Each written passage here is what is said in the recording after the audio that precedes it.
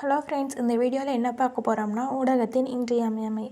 ஊடகம்னா கருத்துக்களை பரிமாற்றிக் கொள்வதற்கும் செய்திகளை ஒரு இடத்திலிருந்து மற்றொரு இடத்திற்கு எடுத்து செல்வதற்கும் தகவல் தொடர்பு இன்றியமையாத சாதனமாக கருதப்படுகிறது. ஊடகம் என்ற சொல்லுக்கு மீடியா என்ற ஈடான சொல் தரக்கூடிய தமிழ் சொல்லாக உருவாக்கப்பட்டுள்ளது.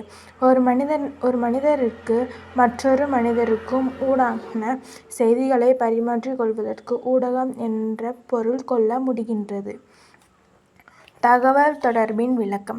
தகவல் தொடர்பின் என்பது ஒரு மனிதன் தன் எண்ணங்கள், கருத்துக்கள், விருப்பங்கள் தான் விரும்பும் ஒருவரிடம் பகிர்ந்து கொள்வதே ஆகும். ஒரு இடத்தில் மற்றொரு இடத்திற்கு அனுப்பக்கூடிய செய்திகள் எவ்விதமாக கருத்துக்கள் பரிமாறியல்ல தகவல் தொடர்பு எனப்படுகிறது. இந்த கருத்து பரிமாற்றினால் அனுப்புபவரும் பெறுபவரும் இன்றியமையாதவர்கள். இவர்கள் தேவை பயன்படும் அறிவியல் சாதனங்களே தகவல் தொடர்பில் சாதனையாக செயல்படுகின்றது. ஊடகத்தின் வகைகள். மரபுசார்ந்த அல்லது தென்மை ஊடகங்கள், அச்சுவழி ஊடகங்கள், மின்னணு ஊடகங்கள் என வகைப்படுத்தலாம். மரபு சார்ந்த ஊடகம் அல்லது தென்மை ஊடகம். தொடக்க காலத்தில் மனிதன் உடல் உறுப்புகளை அசைத்தும் மூலம் தன்னுடைய எண்ணங்களை வெளிப்படுத்தினார்கள். பின்னர் பாறைகள், தாவர இலைகள், சருகுகள் கொண்டு ஓவியங்களாக வரைந்து தன்னுடைய எண்ணங்களை வெளிப்படுத்தி வந்தார்கள். தூரத்தில் உள்ளவர்கள் கூவி அழைத்தும் மணி, சங்கு முதலியவற்றை பயன்படுத்தியும் ஒலிகளை எழுப்பிய செய்திகளை தெரிவித்து கொண்டனர். நாளுக்கு நாள் தனிமனித விருப்பங்களும் சமுதாய தேவைகளும் பெருகி போகுது. தீமை வானத்தில் விடும் புகை, நெருப்பு முதலியவற்றை, முரசு, பாறை போன்ற இசைக்கருவிகளை முழங்கியும் பறவைகளுக்கு பயன்படுத்தியும் குறிப்பாக புறாக்களின் காலில் செய்தி ஓலைகளாக கட்டியும் செய்திகளை பரப்பினர். மனிதன் பேசத் தொடங்கிய போது மொழியில் மொழிபட்ட அம்மொழி மூலமாக தன்னுடைய அனுபவங்களை பிறருக்கு அறிவித்துக்கொள்ள தொடங்கினர். தூது. மரபுவழி ஊடக சாதனையில் தூதும் ஒன்று. ஒருவர் தம்முடைய உள்ள கருத்துக்களை பிறருக்கு தெரிவிக்க நம்பிக்கைக்குரிய ஒருவரின் வாயிலாக கூறி அனுப்புவதே தூதாகும். சான்றாக ஔவையார் தொண்டைமானிடம் அதியமானுக்காக தூது சென்றதாக கூறப்படுகிறது. மின்னணு ஊடகத்தில் அடுத்ததாக பாறை. பாறை என்பது முக்கியமான இசைக்கருவி.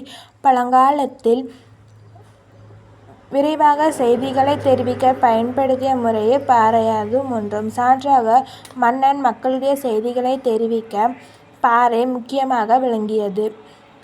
ஊர் பொதுமக்களின் செய்திகள், திருவிழா செய்திகள், ஊர் கட்டுப்பாடுகள் போன்றவற்றை பாறையாற்ற மக்களுக்கு தெரிவிக்கப்பட்டது. அச்சுவழி ஊடகம். தொடக்கத்தில் பட்டு, துணி, மூங்கில், ஓலை ஆகியவற்றை கூர்மையானதை கொண்டும் எழுத்தாணியை கொண்டும் எழுதினர். சீனாவில் காகிதம் கண்டுபிடிக்கப்பட்ட பின்னரே அச்சு எழுத்துக்களாக உருவாக்கப்பட்டு அதில் மை தடவி செய்திகள் காகிதங்களில் பதிக்கப்பட்டன. காலப்போக்கில் அறிவியலின் வளர்ச்சியாக அச்சுப்பொறி கண்டுபிடிக்கப்பட்டு கி.பி. 19ஆம் நூற்றாண்டிற்கு பிற்பகுதியில் அச்சுக்கலை ஏற்பட்டு இந்தியாவில் அச்சிடத் தொடங்கியது. ஓலைச்சுவடிகள். பண்டைய கால மக்கள் பனை ஓலைகளில் 4 பகுதியாகப் பிரித்து இலக்கியங்கள், இலக்கணங்கள், மருத்துவ குறிப்புகள், மன்னர் பற்றிய செய்திகள், ஜோதிட குறிப்புகள் போன்றவற்றை எழுதி பேணி உள்ளார்கள். கல்வெட்டுகள். மன்னனின் ஆட்சி, எல்லை, போர் நிறுவனம், நடுவணம் போன்றவற்றை கல்வெட்டுகள் உதவுகிறது. செம்பு பட்டயங்கள்.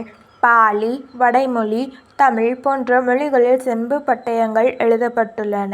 மன்னர் ஆட்சி காலத்திலிருந்த படை பற்றிய விவரங்கள், நிதிமுறை, கோவில் வழிபாடு, நாட்டு எல்லை, மக்கள் மன்ற வழக்கு தீர்ப்பு போன்றவற்றை செய்திகள் செம்பு பட்டயத்தில் எழுதப்பட்டு பாதுகாத்து உள்ளனர்.